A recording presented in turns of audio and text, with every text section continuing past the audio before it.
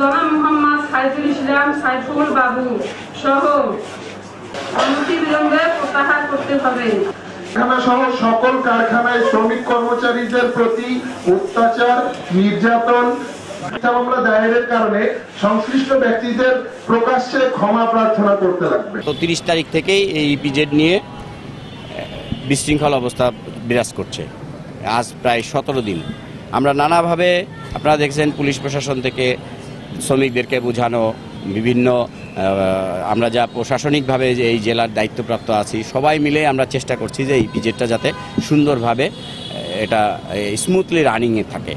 কিন্তু আপনারা দেখতে পাচ্ছেন যে এইখানে নানাভাবে এক একদিন এক একটা ইস্যু তৈরি করে একটা আনরেস্ট তৈরি করার যে অবস্থা নিয়ে এসছে। তো আজকে আমরা শেষ পর্যন্ত এখানেও চেষ্টা করলাম, করে একটা সমাধানের পথে আসলাম। আপনারা নিজেরাই জানেন এই যে সাইফুল যে নিজেই একাই সবার সামনেই, আপনাদের সামনেই সে বক্তব্য দিয়েছে। সে বলল যে সে নিজে আত্মগোপনে গিয়ে আজকে এই উদ্ভূত পরিস্থিতি সৃষ্টি করেছে। তো আমরা যেহেতু শ্রমিকদের প্রতি সহানুভূতিশীল হয়ে আমরা তাদের যাতে কোনো ধরনের আর ঝামেলা না হয় সেই কারণে তার জামিনের ব্যাপারে আমরা চেষ্টা করে জামিন করিয়ে আজকে এই উদ্ভূত পরিস্থিতির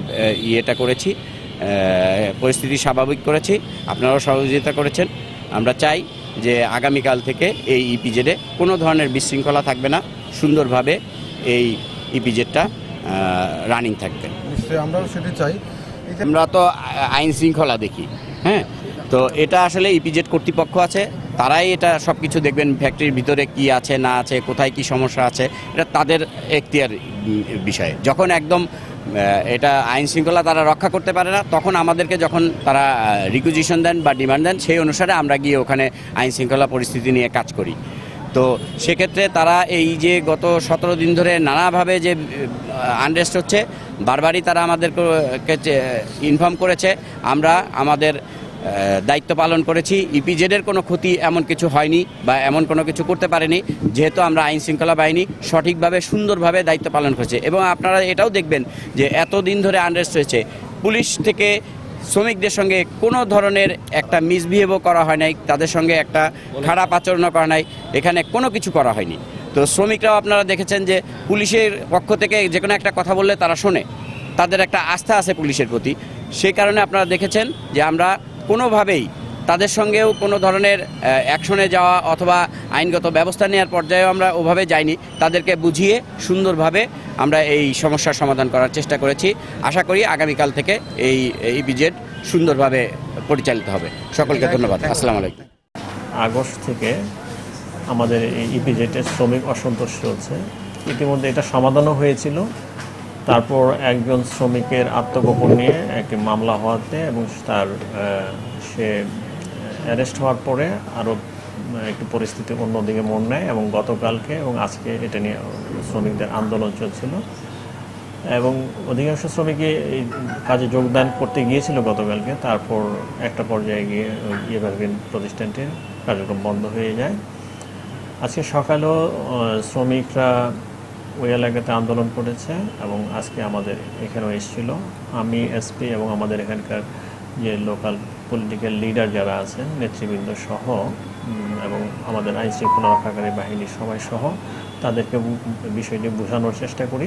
পরবর্তীতে আমার এই কার্যালয়ে তাদেরকে নিয়ে মিটিংয়ে বসি, তাদের প্রতিনিধিদের কাছে তাদের বক্তব্য শুনি এবং তাদের যেই আগের যে 23 দফা ছিল সেটার মধ্যে যেগুলো এখনও বাস্তবায়ন হয়নি সেগুলোর কথা বলেছেন এবং এই মামলা থেকে যাতে সে মুক্তি পায় তাদের সেই জন্য একটা দাবি ছিল। ইতিমধ্যে সাইফুল ইসলাম ইনি জামিন পেয়েছেন। আর অন্যান্য যে দাবিগুলো ছিল ওদের পিসি কমিটি এখানে অ্যাক্টিভ নাই, যদিও ইপিজেড বলছিল যে পিসি কমিটি করা আছে, অ্যাক্টিভ নাই। আসলে আমরা এটা দেখলাম যে সত্যতা পেয়েছি যে এটা অনেক পুরনো পিসি কমিটি করা হয়েছে এবং আমরা যখনই তাদের সাথে কথা বলতে যাই কোনো নেতৃবৃন্দ খুঁজে পাই না।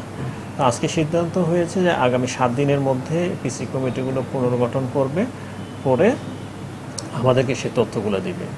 আমরা শ্রমিক নেতৃবৃন্দকে আশ্বস্ত করেছি তাদের যদি কোনো অভিযোগ থাকে সেই অভিযোগগুলো যদি ইপিজেড কর্তৃপক্ষ যদি কোনো কারণে অ্যাড্রেস না করে সেক্ষেত্রে যাতে আমাদেরকে জানায়, আমাদেরকে যে আমরা এখানে একটি অভিযোগ বাক্স রাখবো, অথবা সরাসরি আমাকে জানাতে পারে, অথবা রাজনৈতিক নেতৃবৃন্দের মাধ্যমেও জানাতে পারে।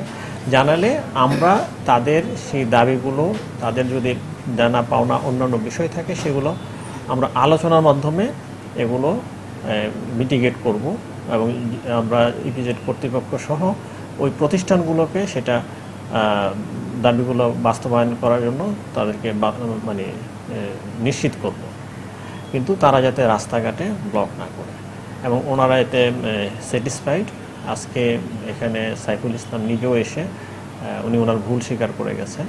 তো আমরা মনে করি যে আমাদের ইপিজেড এলাকার সম্পদ, এখানে সরাসরি 35,000 শ্রমিক কাজ করলেও এর পাশাপাশি আরও অনেক লোকের উপর নির্ভরশীল, আরও 10-20,000 শ্রমিক আরও বাইরে আছে, এবং সামনে এটা এক্সপানশন হবে, আমাদের ইকোনমি জোন হতে যাচ্ছে। আমাদের এখানে একটু চায়না একটা 1000 শয্যা বিশিষ্ট মেডিকেল কলেজ করার, মেডিকেল হাসপাতাল করার প্ল্যান আছে। সব মিলিয়ে আমাদের তিস্তা মহাপরিকল্পনা বাস্তবায়ন হতে যাচ্ছে। আমরা এই সম্ভাবনাগুলোকে চাই যে এই সম্ভাবনাগুলো যেগুলো আছে সেগুলো সব বাস্তবায়িত হবে, এবং এখানকার সব রাজনৈতিক নেতৃবৃন্দ মিলে একমত হয়েছে এবং ওনারা সম্পূর্ণ সমর্থন দিয়েছে এগুলো যাতে না হয়, এবং কোনো গুজব যাতে না থাকে। গুজবের কারণে যাতে এইভাবে আন্দোলনে মানুষ না নেমে আসে। আমরা আগামীকালকে থেকে ইপিজেড চালু থাকবে সম্পূর্ণরূপে, সবাই এভাবে সিদ্ধান্ত হয়েছে, এবং শ্রমিক নেতৃবৃন্দরাও বলেছে ওনারা কাজে যোগ দেবেন। এত সুন্দর একটা অর্থনৈতিক জোন আমাদের এদিকে বাগিনা সাইফুল ইসলাম যা করছে আপনার হয়েছিল আন্দোলনে, সে মুখ্য ভূমিকা পালন করছে, এর মাধ্যমে এটা বাস্তবায়িত হয়েছে। যাদের দাবি সম্পূর্ণ যে দাবিগুলো ছিল